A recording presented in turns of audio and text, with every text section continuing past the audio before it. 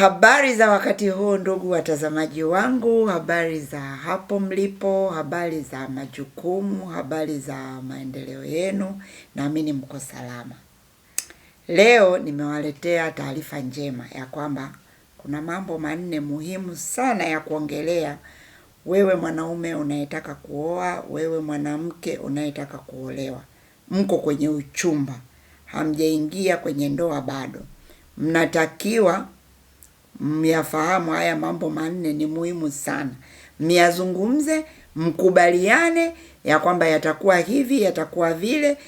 Mkishakubaliana hivyo, huko mbele safari yenu itakuwa iko salama.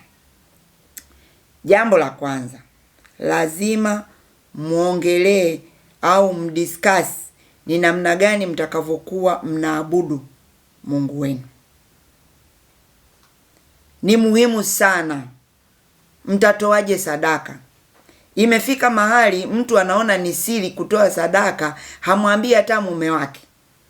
Anatoa shukrani ya pekee, anatoa fungu la 10, anaenda kusali huku, anaenda kuabudu huku, anaenda kufanya mambo yake ya Mungu bila kumshirikisha mume, bila kumshirikisha mke.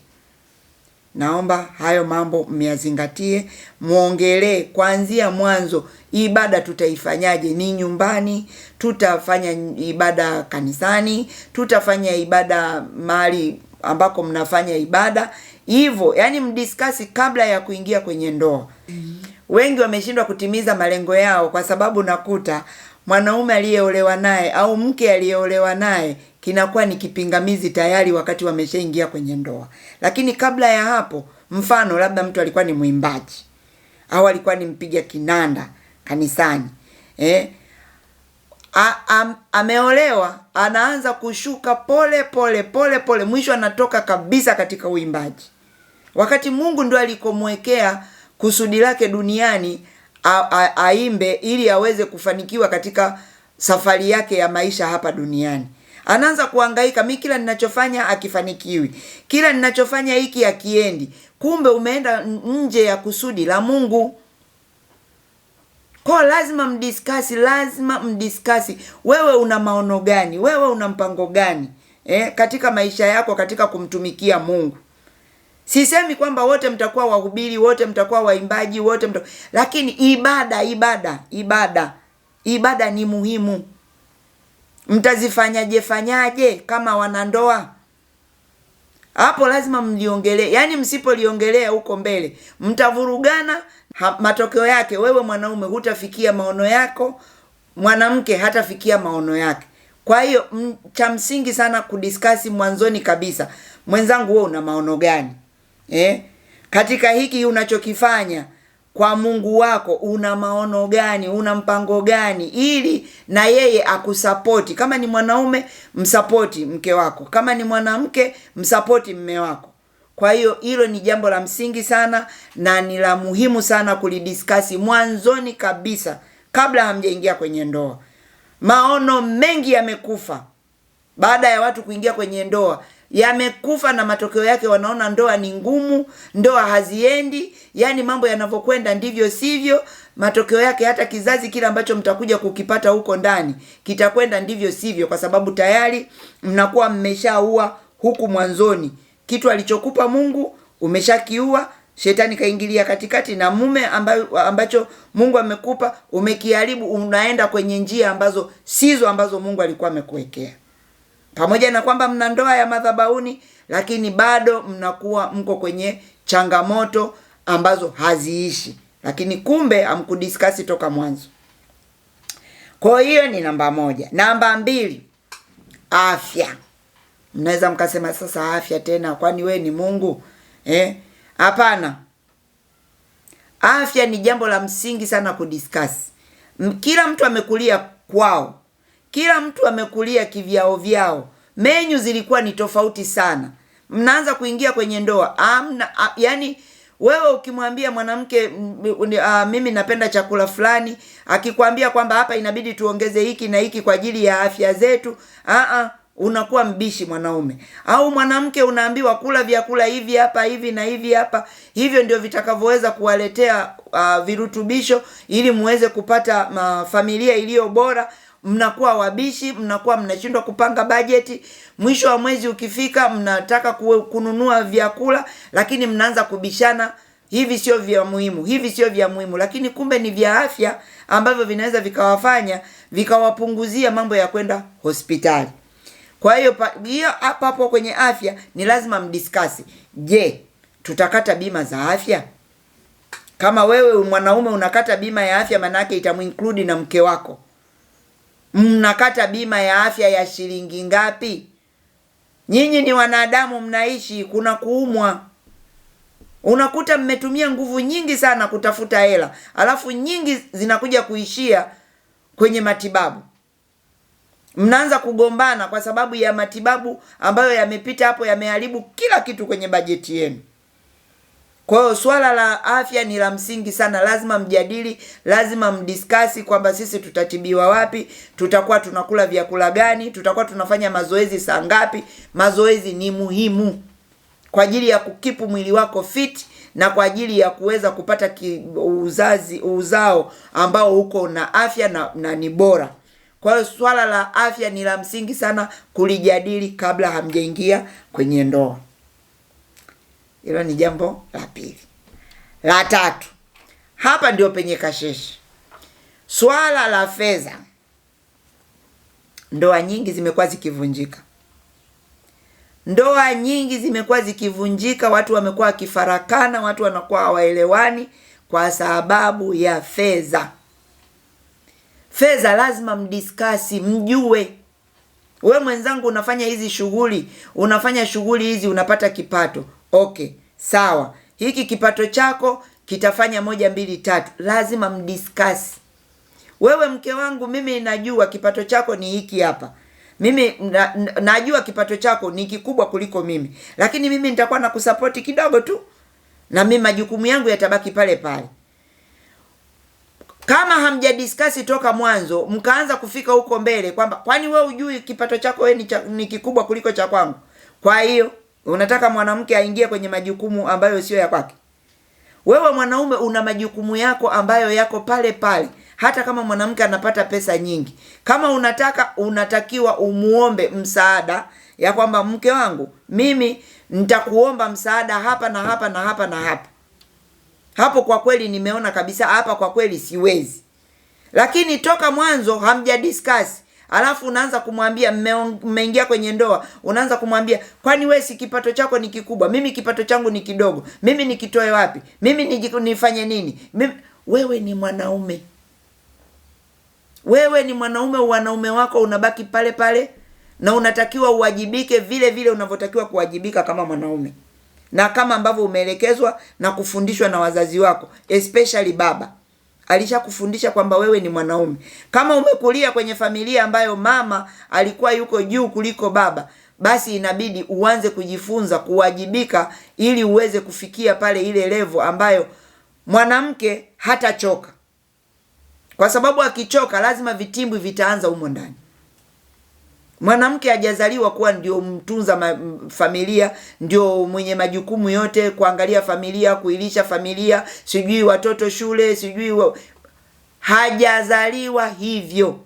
Lazima atafika mahali ataanza kulalamika, ataanza kuchoka na kukufanyia vitimbi, na hakuna nyota utaanza kuacha kuiona. Kwa sababu tu mwanamke anaanza kufanya majukumu yako. Kwa hiyo mwanaume, mtoto wangu wa kiume, hakikisha uingii kwenye hiyo ndoa kwa sababu eti huyo mwanamke yeye ana fedha nyingi, basi mimi nitaingia pale, mimi nitakuwa tu mserereko. Hakuna mserereko. Wewe ni mwanaume, ni mwajibikaji. Hayo mambo ni lazima mdiscuss. Lazima baba yako atakuwa amekueleza majukumu yake anayofanya pale nyumbani, na wewe lazima ukawajibike kwenye familia yako. Lazima ukawajibike. Hakuna namna utakwepa. Vinginevyo hiyo nyumba itaingia varangati. Varangati ambalo utaliona wanawake. Akuzidi kila kitu. Nilishazungumza huko nyuma. Mwanaume unatakiwa uwe umejikamilisha na unajua kabisa kwamba mimi naoa sasa hivi, mimi ndio kichwa cha nyumba, ndio baba wa nyumba. Sio unaanza kuuliza, haujui mimi ndio kichwa cha nyumba, haujui mimi ndio baba mwenye nyumba. Baba mwenye nyumba suruali. Tafuta hela. Panga mipango hiyo mapema kabisa ya kwamba mke wangu, mimi nina ndoto za kuwa 1 2 3. Mimi nina mpango wa kuwa 1 2 3. Nina maono haya. Mke wako naye akae nyuma yako, akusapoti, akusaidie ili utimize hizo ndoto zako, ili uweze kufanya yale mambo makubwa ambayo Mungu amekuweka duniani ili uyafanye, uweze kutunza familia yako, uweze kuitoa familia yako katika stage moja kwenda nyingine until mnafikia pension yenu. Kwa hiyo lazima mdiscuss, mtasave ngapi? Mtaweka kwenye uwekezaji gani? Active income zenu zitakuwa ni zipi? Kuna active na passive income. Active ni zile income ambazo, yani ni mapato ambayo tunategemea kuyafanya kuwepo pale pale. Yani kama mfanyakazi ni lazima akafanye kazi. Kama ni biashara ni lazima awepo pale afanye awepo pale, yani aonyeshe uwepo wake pale kwenye ile biashara mpaka mwisho wa siku, ni kwamba ndio anapata mapato, ndio tunaita active. Ni mfanyakazi anafanya kazi, anategemea mshahara mwisho wa mwezi, tunaita active income. Lakini kama kuna mapato mengine ambayo mtakuwa mmeyajadili, yanaitwa passive income. Passive income ni yale mapato ambayo yanatokana na kwamba wewe unaweza usiwepo pale, ukawa uko nyumbani umelala, lakini bado kuna hela inaingia. Labda mna vifaa ambavyo mmevinunua, mnakodisha, labda ni makamera, labda ni vifaa vya mapambo, labda ni nyumba mmenunua, ni viwanja mnakodisha, ni kumbi mnakodisha, mmewekeza kwenye mabondi na UTT na fixed deposit na vitu kama hivyo. Hizo ndio tunaziita passive income. Sio lazima wewe uende pale, lakini kuna hela inakuwa inaingia. Lazima mpange kabla mjaingia kwenye ndoa. Mapato yenu yatatokana na nini na tutayaweka vipi ili yaendelee kutupa mapato mpaka uzeeni, mpaka wakati wa kuzeeka. Mke wangu tutakavozeeka, mme wangu tutakavozeeka, tutakuwa bado tuko kwenye uhuru wa kiuchumi. Ni muhimu sana, ni muhimu sana. Na kama wewe ni mwanaume ambaye umesoma sana, una PhD, usiache kwenda kupata masomo ya elimu ya fedha. Ni muhimu mno. Vinginevyo unaweza ukawa unapokea mshahara mkubwa sana, lakini mkaishia mali pabaya mno. Mkaishia pabaya mno na uzee wako hutaupenda. Na matokeo yake Mungu amekupangia uishi miaka mingi hapa duniani, lakini Israeli mtoa roho za watu ukaondoka mapema kwa sababu hamkupanga toka mwanzo. Mmeingia kwenye ndoa, kila kitu unachoelekezwa baadaye mko kwenye ndoa, unamuona mke wako hata kama nakuelekeza haifai. Wewe mke unapata hela nyingi, lakini hujatafuta elimu ya fedha, namna gani ya kuwekeza hizo pesa ili mwe mnapata hizo passive income pamoja na active income na namna ya kuzitumia, mkawa mmeharibu kila kitu. Kwa hiyo hilo somo la elimu ya fedha ni pana sana, lina vipengele vingi mno. Kwa hiyo ni swala la kulidiskasi mapema. Na ikiwezekana mnaweza mkaingia kwenye elimu ya fedha kwenye kutafuta watu waliobobea kwenye elimu ya fedha kabla hamjaingia hata kwenye ndoa. Mtakuwa na ndoa yenye furaha, amani na upendo. Jambo la 4 na la mwisho, mjadili. Mungu akitujalia, mme wangu unapenda watoto wangapi? Mke wangu utapenda watoto wangapi? Mungu akitujalia, napenda tuwe na watoto 5, napenda tuwe na watoto 10, napenda tuwe na watoto 6, napenda tuwe na watoto 4. Mjadili. Haya, unapenda uwe na watoto 10. Okay. Watakulaje, watasomaje? Lazima mlidiscuss. Ugomvi mwingi unaanza kutokea ndani ya ndoa. Mtoto ameanza shule, mnaziita hizi senti wati sijui. English medium mnaita. Yes, mimi enzi zangu hakukuwa na English medium. Mmeanza nursery, chekechea, sijui vidudu. Lakini siku hizi kuna daycare, sijui kuna kindergarten, sijui kuna pre unit, sijui kuna vitu gani. Kuna vitu vingi tu, na zote hizo zinahitaji pesa.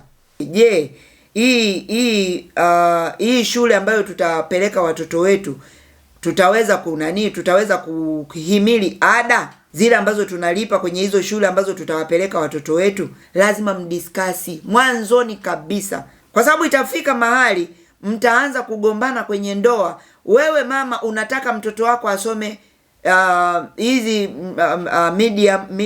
medium sijui mnaita international school, alafu English medium.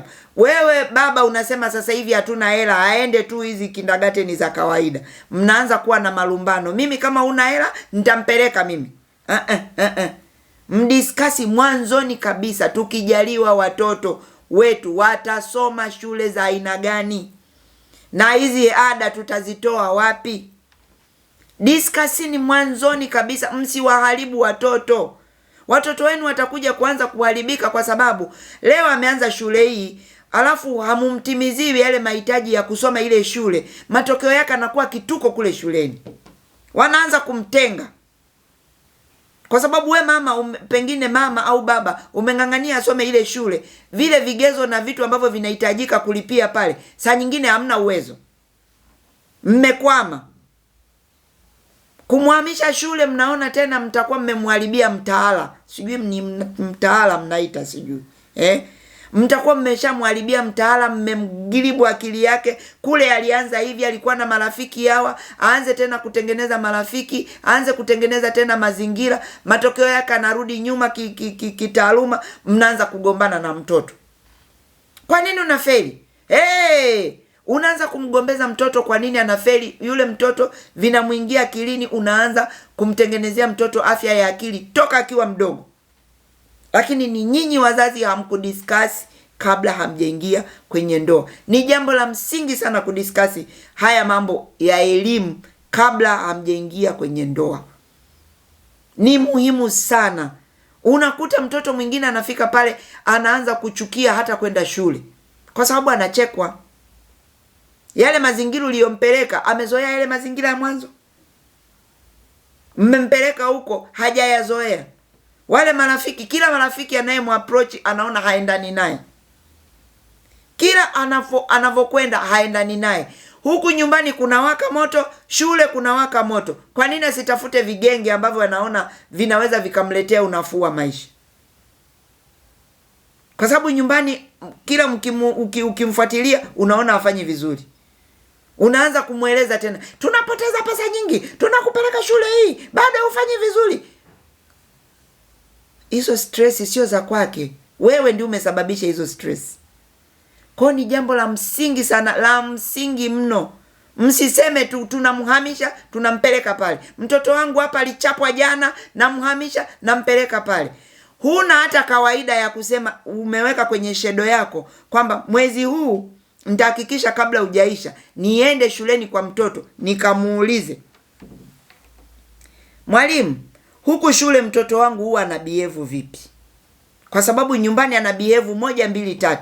Nyumbani ana behave 1 2 3. Wewe huangalii kwamba huko shule anakokaa masaa mengi, je, walimu wamemsoma mtoto wako ana tabia gani? Unasubiri mpaka waje wakuite we mzazi. Yaani wewe ukiitwa mzazi ujue kumeshaharibika. Manake wamemzuia, wamemjaribu kumzuia, kumfundisha, kumwelekeza, imeshindikana, ndio wanakuita we mzazi. Wewe ambaye uko kwenye uchumba, naomba mdiscuss haya mambo. Na kwamba mtapanga hata kama mtakuwa bize kiasi gani katika kutafuta hela. Si mko bize sana. Mama uko bize sana kutafuta hela, baba uko bize sana kutafuta hela. Tafuteni muda wa kwenda kuongea na walimu wa watoto wenu, wa mtoto wenu. Nendeni mkamuulize, mwalimu, wewe ndio unakaa na mtoto wetu toka Jumatatu mpaka Ijumaa. Masaa mengi kuliko hata mimi. Mimi nikirudi ni nusu saa, dakika 40 tumemaliza. Mwingine hata hizo dakika 40, dakika 30 hana. tuko bize tunatafuta hela. Hizo hela utazipata, huyo mtoto atamaliza shule, alafu atakuwa hawezi kuendelea na maisha ya huko mbele kama ambavyo wewe ulikuwa na expect. Kashaharibikiwa. Kashaharibikiwa. Hata huko chuo unakompeleka unasema yuko nje ya nchi, anasoma shule, kumbe hasomi shule, yuko bize na vigenge vyake, yuko bize na mambo yake, anafanya vitu anavyovijua yeye. Siku zinaisha, anarudi hapa, kama ni nchini kwako anarudi nyumbani kwako. Yani mtoto kashaharibikiwa, hafai. Kashajiingiza kwenye uraibu mbali huko. Ni kwa sababu tu hamkudiskasi toka mwanzo ni namna gani mtoto wetu tutampeleka shule gani, tutakuwa tunamfuatiliaje, tutakuwa tunamleaje. Lazima mumlee katika misingi ambayo nyinyi mlilelewa, au kama mlilelewa vibaya, pande moja ililelewa vibaya, pande ya pili ililelewa vibaya, au pande moja ililelewa vibaya, nyingine ililelewa vizuri. Lazima mdiskasi hapa katikati, kuviacha vile ambavyo vilipita kwenu visiendelee kwa watoto wenu. Visiendelee kwa watoto wenu, na kumuomba Mungu kwamba Mungu, mimi nilipitia hili na hili na hili kwa wazazi wangu, lisiende kwa watoto wangu, lisiende kwa uzao wangu. Na wewe mwanaume hivyo hivyo. Kama ni mambo mazuri ni well and good. Mlitoa sadaka kwa ajili ya wazazi wenu, walitoa sadaka kwa ajili yenu, na mpaka hapo mnatembea kwa ajili ya wazazi, sadaka za wazazi wenu. Basi na nyinyi mfanye hivyo hivyo. Mdiskasi namna gani mtatoa sadaka kwa ajili ya watoto wenu. Lazima, ili uzao wenu uendelee vizuri, lazima myafanye yale mambo ambayo mnatarajia baadaye mkija kuyaona roho zenu zisiumie. Vinginevyo mioyo itaugua kwa kuona kwamba kile kitu mlichokuwa mnakitarajia kwa watoto wenu hakipo. Mioyo itaugua. Ikiugua itafikwa na umauti. Ikifikwa na umauti, kufi tunazika. Kwa hiyo naomba haya mambo manne, watoto wangu, kabla mjaingia kwenye ndoa, ni process ndefu. Msisherekee tu mkapanga tu mambo ya harusi, mambo ya kitchen party, sijui send off, sijui mambo ya harusi, mkafanya sherehe kubwa sana, alafu hivi vitu mkawa hamjavidiscuss. My dear, vitawafanya huko mbele muishi kwa shida sana huko ndani ya ndoa yenu. Kutakuwa na matatizo na changamoto zisizoisha. Matokeo yake mnaweza mkapatwa na mauti kabla ya wakati wenu. Kwa hiyo nawaomba sana mdiskasi mapema. Hivi vitu vinne ni muhimu sana.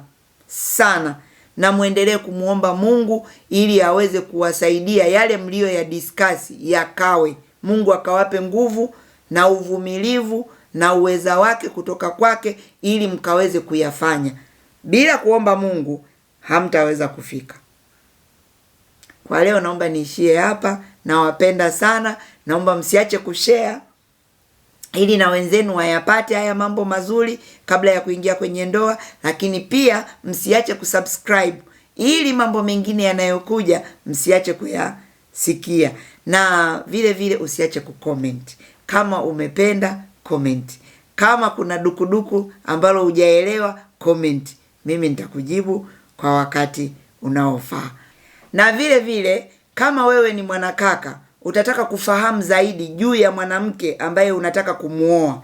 Kama ni mwanamke, utataka kufahamu zaidi juu ya mwanaume ambaye atafaa kuwa mume wako, basi tazama video hizi hapa.